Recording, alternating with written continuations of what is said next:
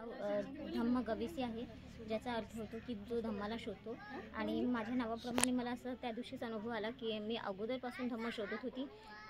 इथे याच्या चित्तविक्रा सेंटरला मी ॲड व्हायच्या अगोदर मला असं म्हणजे इतका अस्वस्थपणा जो होता तो ॲड झाल्यानंतर मला जे काही ज्ञान मिळालं त्याच्यातून तो माझा अस्वस्थपणा थोडा कमी झाला. जो रागीट स्वभाव होता तो पण थोडा कमी झाला. दानामध्ये प्रोग्रेस झाली. अगोदर आपला जो स्वार्थी स्वभाव होतो तो हळूहळू सुटत गेला. आणि इथं आल्यानंतर मी 8 तारखेला जॉईन झाली. पहिल्या दिवशी टेंटमध्ये आम्ही राहिलो, मी आणि माझा मुलगा. त्या दिवशी असं वाटलं की आम्ही टेंटमध्ये राहू शकणार की नाही. माझे हस्बंड मला पुन्हा फोन करून होते की तू राहू शकणार का 3 वेळा त्यांनी फोन केला. पण मी म्हटलं की आता आलोच आहोत तर प्रयत्न करू. तो पहिला दिवस थोडा जड गेला, पण नंतरचे 8 दिवस त्यावेळेस मी सेवा टीममध्ये होती 8 ते 9.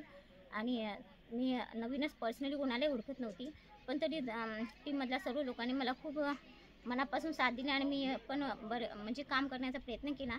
काही चुका झाल्या असेल तर टीममधील सर्वांनी मला क्षमा करावी.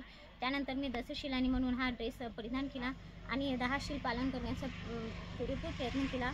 काही चुका झाल्या असेल कदाचित, पण भंते धम्म सयाडू भंते यांच्या मार्गदर्शनातून मला अजून समोर ध्यानामध्ये खूप प्रगती करावी याबद्दल मनापासून खूप इच्छा आहे. थोडा वेळ कमी पडतो, पण तरी मी खूप प्रयत्न करेन आणि आपलं ध्यानामध्ये प्रोग्रेस करून निर्वाणापर्यंत जाण्याचा प्रयत्न करेन. साधू साधू साधू.